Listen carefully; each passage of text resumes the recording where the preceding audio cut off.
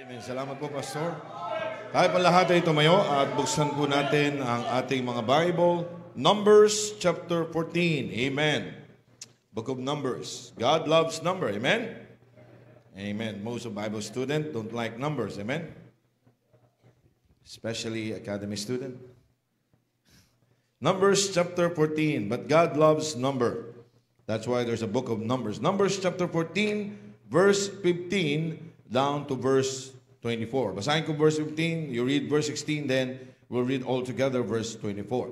Now, if thou shalt kill all these people as one man, then the nation which have heard the fame of thee will speak, saying,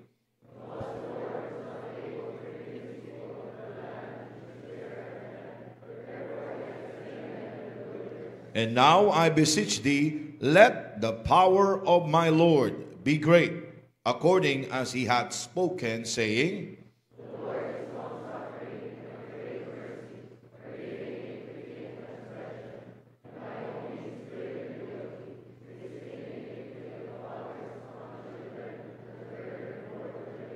Pardon, I beseech thee, the iniquity of these people, according unto the greatness of thy mercy, and as thou hast forgiven these people from Egypt, even until now. But as truly as I live, all the earth shall be filled with the glory of the Lord.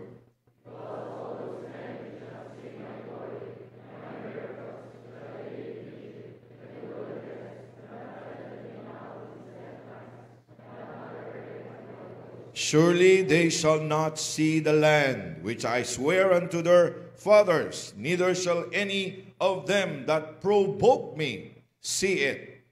But my servant Caleb, because he had another spirit with him, and hath followed me fully, him will I bring into the land whereinto he went, and his seed shall possess it. Napakaganda, mga kapatid. Ito po yung tamang espiritu. See, God's Spirit for God's glory. Ang ating pong simbahan ay kailangan ng unified spirit. Kailangan ng spirito na tama. Amen? At tulad ng sinabi, this is a discourse of God through Moses. At si Moses ay inutusan ng Panginoon. At ang sabi niya, but my servant Caleb, because he had another spirit. It means one-of-a-kind spirit. Yan ang kailangan po natin. Amen? Spirito that is one-of-a-kind. One-of-a-kind. Amen? The spirit of Sunday school teacher should be one-of-a-kind. The spirit of usher should be one-of-a-kind. Amen? The spirit of young people should be one-of-a-kind. Spirit of father should be one-of-a-kind. Spirit of mother should be one of a kind. Because we have the Spirit of God, it should be one of a kind spirit. Amen? Tayo po'y manalangin. Panginoon, i-bless you po ang inyong salita. We thank you, O God, for giving us the Holy Spirit. The indwelling of the Holy Spirit is promised in the New Testament. Though you empower every believer in the Old Testament, but the indwelling is promised in the New Testament. Salamat po, Panginoon, na it is the same kind of spirit, Paraklete, the Comforter, na katulad ng aming Panginoong Hesus while He is here on earth. I-bless po ang inyong salita na mahayag at makita po sa amin ang tamang spirito, Panginoon, ng pagsunod, ng pagpapakumbaba at ng maalab na paglilingkod sa inyo. In Jesus' name I pray. Amen. You may be seated. Makakaupo na po ang bawat isa. Sabi ng Bible sa 1 Peter 1 verse 22, seeing ye have purified your souls in obeying the truth, through the Spirit unto unfeigned love of the brethren, see that ye love one another with a pure heart fervently.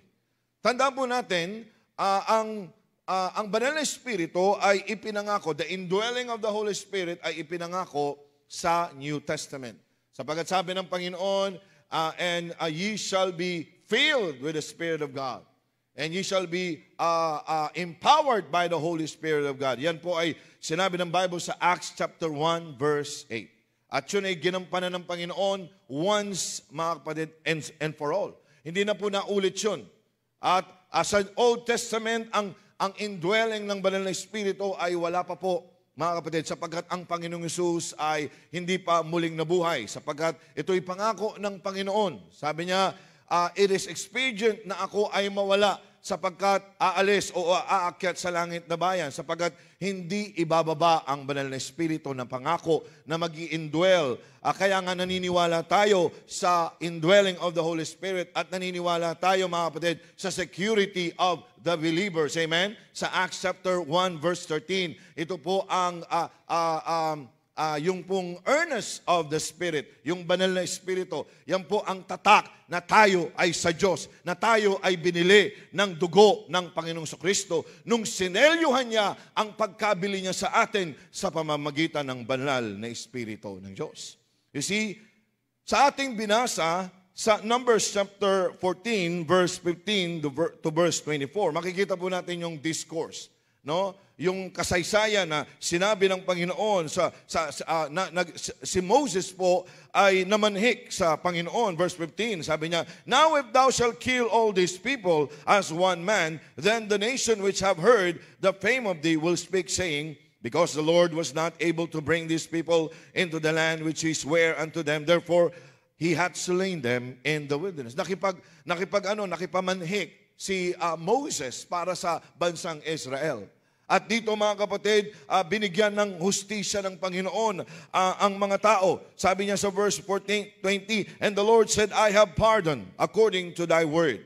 But as truly as I live, all the earth shall be filled with the glory of the Lord." Verse 22, "Because all those men which have seen my glory and my miracles, which I did in Egypt and in the wilderness, and have tempted me now this 10 times, and have not hearkened to my voice, surely they shall not see the land which I swear unto their fathers, neither shall any of them that provoke me see it."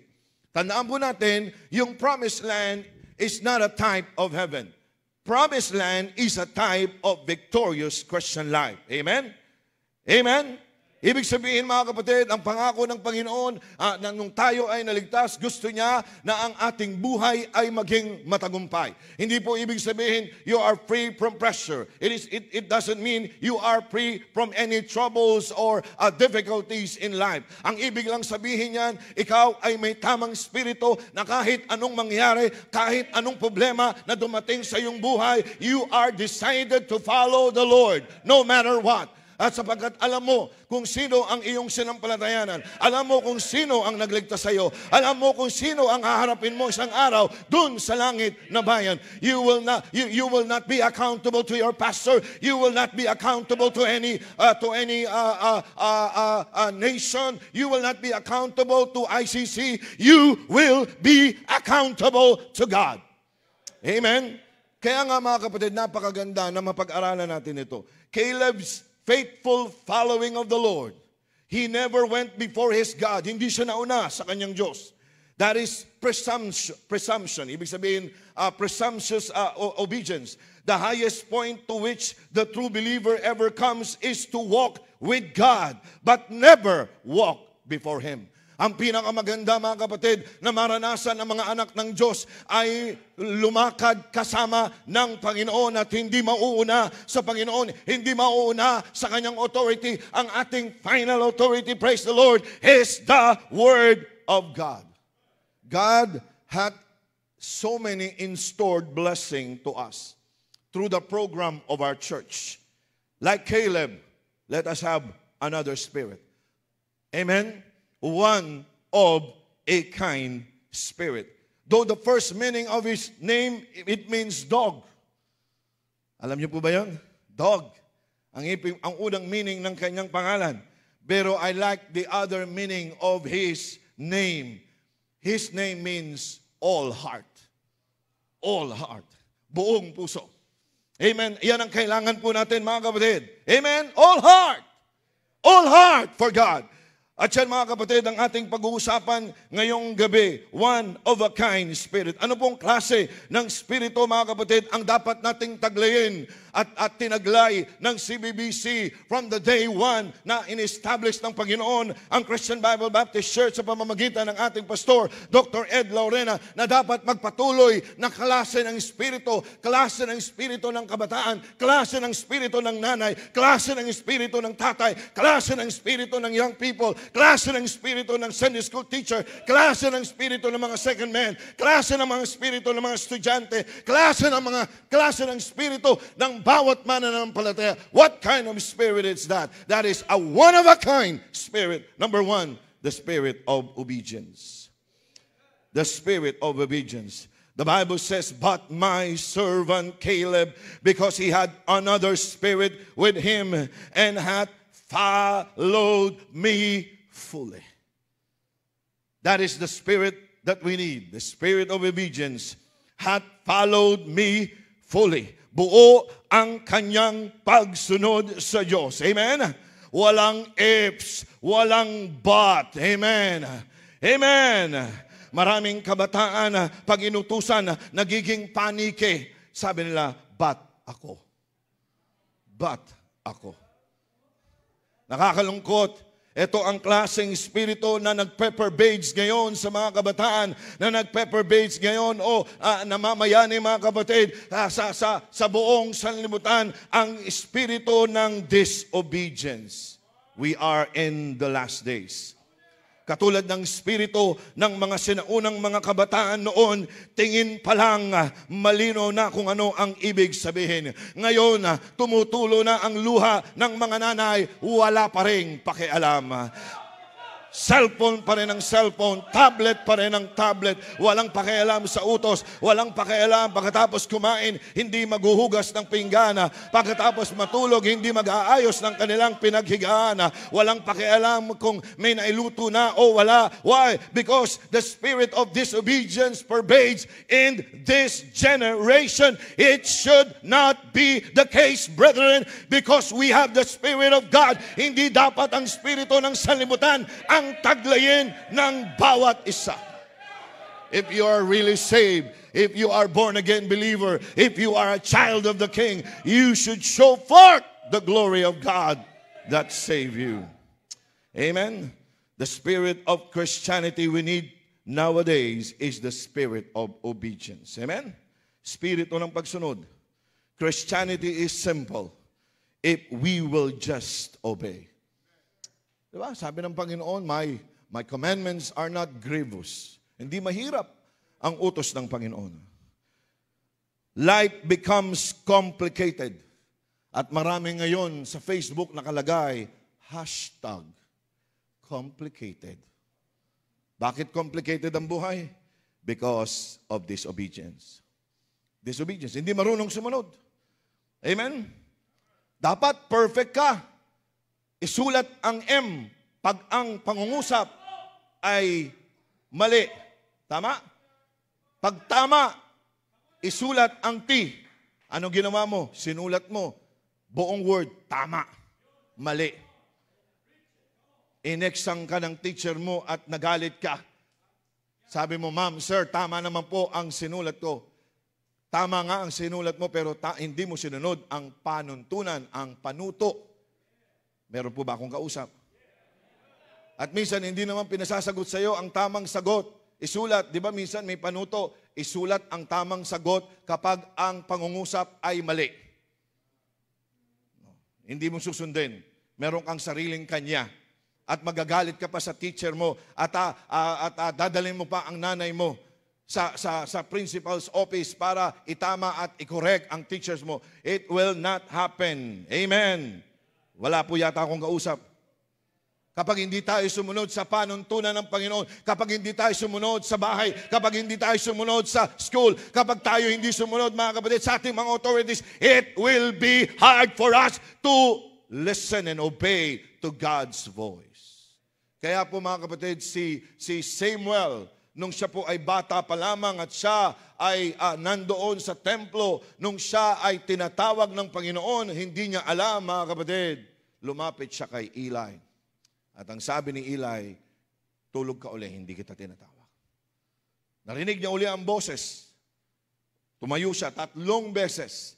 At sabi ng Bible, Eli perceived that God is calling this boy. At alam niyo, sabi ni Eli sa kanya, pag narinig mo uli ang boses, sabihin mo, Speak, Lord, for thy servant here. Alam niyo mga kapatid, yun ang dapat na matutunan natin. Kaya may Christian Bible Baptist Church, kaya meron pong Christian Bible Baptist Academy, kaya may Baptist Heritage Bible College, ay para turuan tayo na sumunod at magkaroon ng spirito ng pagsunod. Ephesians chapter 2 verse 2, wherein in time past you walk according to the course of this world, according to the power, the prince of the power of the air, the spirit that now worketh in the children of disobedience. Ang tunay na mga anak ng Diyos susunod. Ang tunay na mga anak ng Diyos hindi mahirap sa kanila ang pagsunod. Amen. Amen. Sabi nga ng kanta, sumunod, sumunod, sumunod. Ano yung susunod doon? Nais ng Panginooy sumunod, sumunod, sumunod, sumunod. Nais ng Panginooy sumunod, matigas na ulo. Di niya gusto, kaya't sumunod, sumunod, sumunod. Nais ng Panginooy sumunod. Thank you po, thank you po. 2 Corinthians 10 verse 6, and having in a readiness to revenge all disobedience when your obedience is fulfilled. Ngayong NBYC 2026, ipaghihiganti mo naman ngayon ang Diyos sa lahat ng mga hindi mo pagsunod sa Kanyang salita. It's time for you to have a revenge against the devil sa pamamagitan ng pagsunod mo ngayon sa Diyos. Hindi ka sumusunod sa mga magulang mo sa pamamagitan ng pagbabasa ng Bible. Ngayon, pagkakataon mo na para ipaghigante ang Diyos. Susunod ka ngayon, magbabasa ka ng Bible at magbasa ka mabilisan. Hindi na 2 utos, hindi na 3 utos, hindi na yung namamagana ang mga litid ng mga magulang mo sa kakautos sa iyo, pero wala ka pa rin sinunod. You see, kailangan natin, mga kapatid, na sumunod. Ipag-iganti. Sabi ng Bible, having in a readiness to revenge all disobedience when your obedience is fulfilled.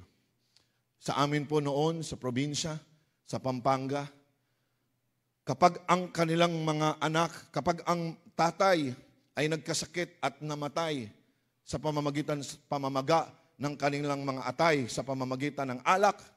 At ang sumunod naman, ang mga anak nila sinundan ang yapak ng kanilang mga magulang. Ang sabi namin, ipinaghihiganti nila ang kanilang mga magulang. Ipinaghihiganti sa alkohol, sa alak. Akala nila mananalo sila sa alak. Ito pagkakataon para ikaw ay makapaghiganti sa kaaway. Pagkakataon mo na. Amen? Kabataan, kung ikaw ngayon ay urong-sulong sa iyong desisyon, kung ikaw ba ay a-attend sa NBYC, pagkakataon mo na ito para ipaghigante lahat ng hindi mo pagsunod. Hindi namin kailangan ng iyong talino, hindi namin kailangan ng iyong galing, hindi namin kailangan kung gaano ka kagaling sa school. Maganda ikaw ay magbigay ng awards, pero ang pinakamaganda ay maidala mo ang pagsunod kahit saan ka pumunta. Sapagat ang motto po dito, ang natutunan ko po dito, if you cannot do it here, you cannot do it there, outside. Amen? Salamat sa ating mga authorities. Amen? Sumunod ng walang tanong. Sumunod ng walang tampo o dabog. At sumunod ng walang takot. Pag ikaw ay sumunod, hindi ka mapapariwara. Amen? Sa mga kabataan, it's time. Tumingin ka nga sa magulang mo ngayon. Nakikita mo ba ang magulang mo? Tingin ka. Tingin ka. Sige, sulyapan mo ang nanay mo, ang tatay mo. Kailan mo huli na sinunod ng maayos, ng walang tanong, walang tampo, at walang takot? Na, kasi baka mapagsabihan ako ng mga kasama ko. No, masyado ka naman masunurin. Baka umuwi ka sa langit ng maaga. See? You see, sa ating pagsunod, number one, we have letter A, we need a decisive obedience. Amen? Decisive. Ikaw mismo. Personal. Amen? Meron kang pangako, susunod ako sa Panginoon. Decisive obedience. Not only decisive obedience, delightful obedience. Masaya na pagsunod. Amen? Hindi napipilitan. Hindi nakangawi. Hindi nagbubuntong hininga. Hindi nagme-make faces. Amen? Hindi tumataas ang kilay. Hindi nagiging mukhang buraot. May kausap po ba ako? Kung susunod ka rin lang naman, sumunod ka decisively, sumunod ka delightfully, and sumunod ka decoratively. Decorative obedience. Ano sabi ng Bible? My servant. My servant. Imagine mo, yung decoration na yun, mga kapatid, hindi po kailangan ng ating mga anak ang mga gadgets. Hindi po nila kailangan ng mamahaling sapatos. Hindi po nila kailangan ng mga mamahaling mga gamit. Ang kailangan nila, mga kapatid, it is not trophies. It is not awards. Though we want awards. Pero ang kailangan po na i-decorate, mga kapatid, na ipakita mo sa sanlibutan, na i-decorate mo sa sarili mo, at ma-decorate mo sa bahay ang iyong pagsunod. Etong anak ko, bagamat hindi gaanong matalino, pero siya ay masunurin. Ang aking anak, bagamat hindi maganda at gwapo, pero masunurin. Lalo na kung ikaw ay gwapo at maganda. Minsan, i-decorate natin lahat ng ating most outstanding, ang mga tropeyo, lahat ng mga plaque natin, mga kapatid. Pero ang pinaka-the best na i-decorate sa bahay. Amen? Obedience. Obedience is the very best way to show that you believe. Doing exactly what the Lord commands. Doing it happily. Action is the key. Do it immediately. Joy you will receive.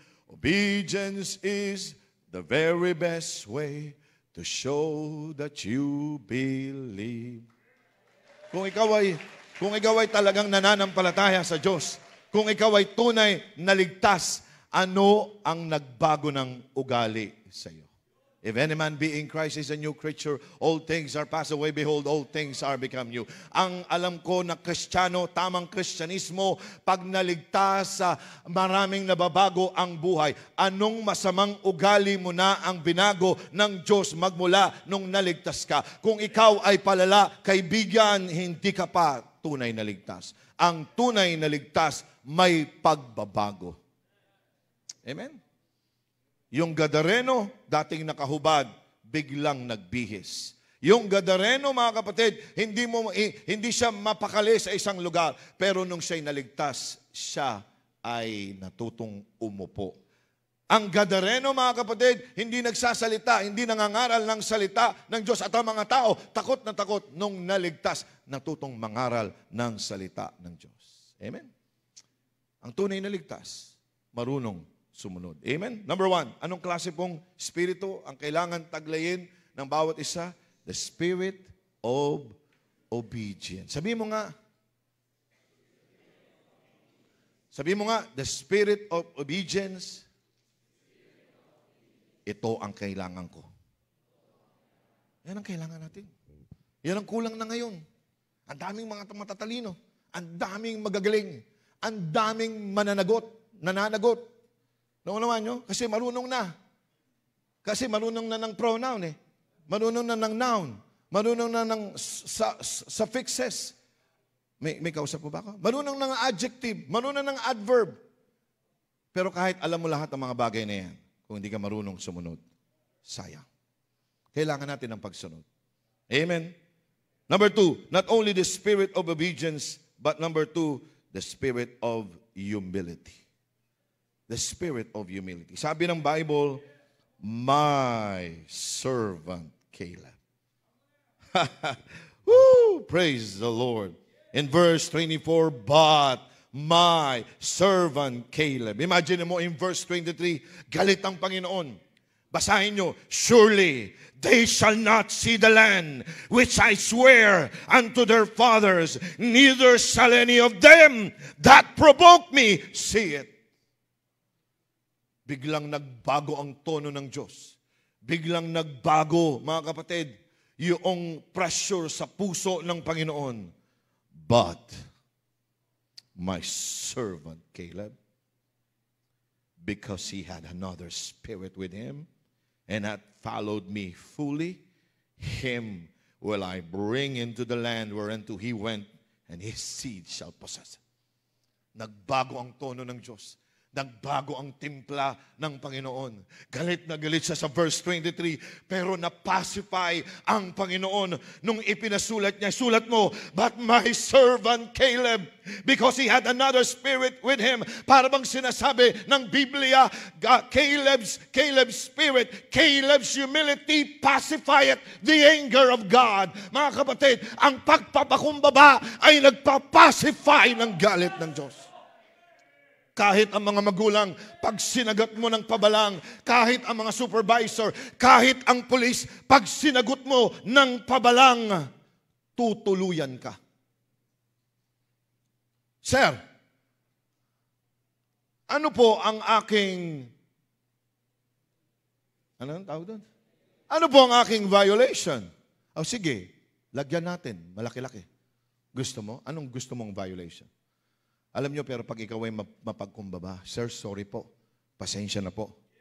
Ako po ay galing po sa Christian Bible Baptist. Alam ko po, nagkamali po ako. Ito po ang aking lisensya. Pag nakuha nyo po, kukuhanin ko po yung number din po ninyo. Magba-Bible study po tayo. Araw-araw, pupuntahin ko po kayo at tayo po ay magdi-decide. Saan ka ba? Christian Bible Baptist Church po. Bibisitahin ko po kayo. Huwag ko kayo mag-alala. Ipa-follow up ko kayo. Every day and every night. Sige, alis ka na. Alam niyo, pag ikaw ay nagpakumbaba, pag ikaw ay may mapagkumbabang spirito, amen, napapacify ang mga tao. Pero pag ikaw ang mayabang, ikaw na ang nagkamali, ikaw pa ang mayabang, ikaw na ang mali, ikaw pa ang mataas na spirito, ikaw na ang mali, ikaw pa ang magbibigay ng mga argumento na hindi maayos at ikaw pa ang mataas na boses. See, itong kailangan nating spirit. The spirit of humility. Mga kapatid, let us do away with those excuses. Marami tayong mga excuses. Kasi po ganito kasi po ganito. Ang ayaw na ayaw po ng ating pastor, excuses. Excuses. This must be our desires. This must be our longing. Amen? Amen? Imagine mo, sabi ng Bible, my servant Caleb. Wow! My, it means personal. My, it means precious. My, it means prestigious. Darating ba sa iyo ito, nasasabihin ng Panginoon, my servant Iñaki. Diba? My servant, itong katabi mo, Aris. Pambihira. Pag sinabi sa iyo ng Panginoon, my servant. Pinangalanan niya pa. Talagang direktamenta, my servant Caleb. See? Ito pong kailangan natin, mga kapatid. Coming from God Himself. Hayaan natin ang Diyos ang magdeklara. Lagi po natin maririnig sa ating pastor, let your accomplishments say something about you. Maliwanag na ang utos. Amen? Hindi na kailangan ng tawag. Kung ikaw ay tinatawag ng Diyos, kung ikaw ay nakarinig na ng salita ng Diyos, huwag ka nang maghanap ng panawagan kung alam mo na ang utos. Amen? Amen? Minsan iniiba natin ang usapan kapag may utos na ang Panginoon. At kung kinakailangan, mag-volunteer ka. Sino sa inyo ang tinatawag ng Panginoon? Ang iba, umuo. Pumunta na dito, nag-decide. Hindi pa ang ating pastor, hindi pa nag-i-invite, nasa puso na, pupunta na dito. Pero ang iba, ayaw pa rin. Alam mo, tinatawag ka ng Diyos. Alam mo, maliwanag ang utos ng Panginoon. Pero ba't kinakailangan pa ang utos at panawagan? Pwede ka naman mag-volunteer. Amen? May kakayanan ka ba? Amen? Buhay ka pa ba? Amen? Malakas ka pa ba? Amen? May pangako ka sa Panginoon. Amen? Sundin mo. When thou bowest a bow unto God, differ not to pay it. Wala naman tayong pagmamayari dito sa mundong ito. Lagi natin narinig yan sa ating pastor. Maraming mangyayaring events sa ating church. Be available. Be willing. Be cooperative. Be supportive. And be one of a kind. Itong spirito na dapat meron ka, be a spirit of one of a kind. Kapatid, pambihira, ang daming naglinis ng lugar na yan. Ikaw lang ang nakapaglinis na puting-puti. Dati itong itim pero pumuti. Ang pinakamahirap, dating puti, pinaitim mo. Mga kapatid, ang spirito, malalaman mo, makikita mo sa bunga kung anong spirito meron ang tao kapag yan ay naglinis, kapag yan ay nagtrabaho. Wag lang dapat tayong magaling, mga kapatid, pagdating sa pagkain na talaga naman limas, meron ka pang plastic labo. Sharon time. Dapat, mga kapatid, pagdating sa pagtatrabaho, sa paglilingkod sa Panginoon, meron tayong one-of-a-kind spirit. Amen? Humility. Humility. Gusto natin tawagin tayo ng Panginoon, that's my servant. That's my servant. Number 3, the kind of spirit, mga kapatid, na kailangan sa gawain ng Panginoon. Number 1, the spirit of obedience. Number 2, the spirit of humility. Ang susunod, mga kapatid, tingnan niyo po. Sabi ng Bible, Numbers 13, verse 30. Numbers chapter 13, verse 30. Basahin po natin sabay-sabay. Ready, read.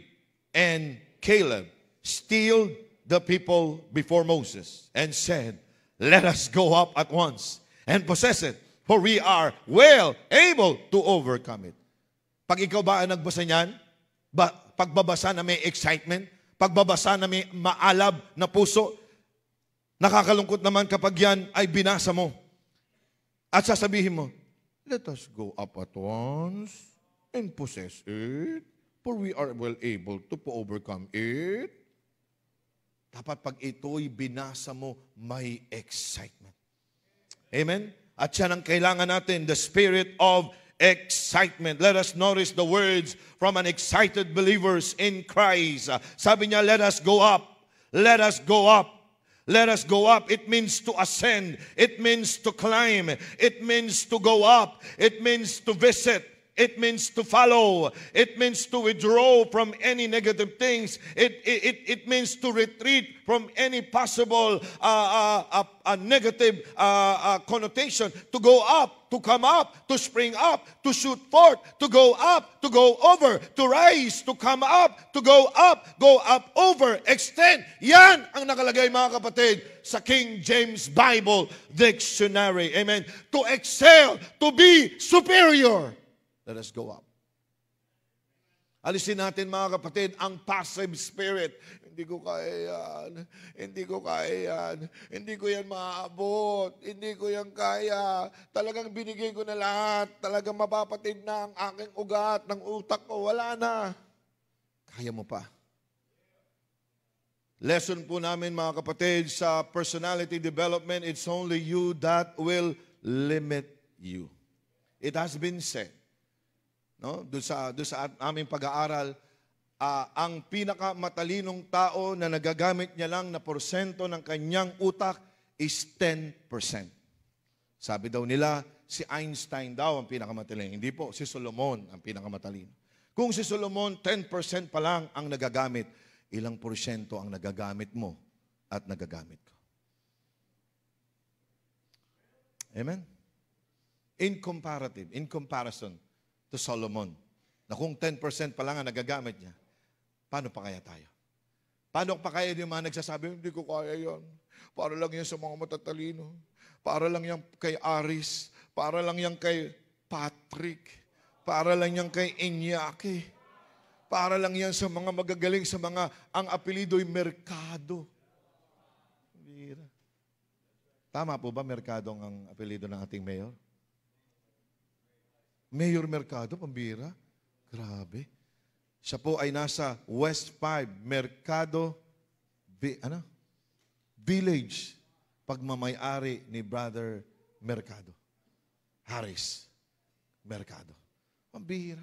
Dapat yan ang taglayin natin. Anak ka ng Diyos. Sa langit ka patutungo. May banal na espiritu ka. May Biblia ka. Miyembro ka ng Christian Bible Baptist Church. Pastor mo, si Dr. Ed Laurena. Tapos pa-chope-chope ka. Hanggang ngayon, ang tanda mo na, wala ka pang asawa. Hindi na kasalanan ni Pastor Ed. Kasalanan mo na sapagkat wala kang espiritu ng excitement. Let us go up! Let us go up! Let us go up!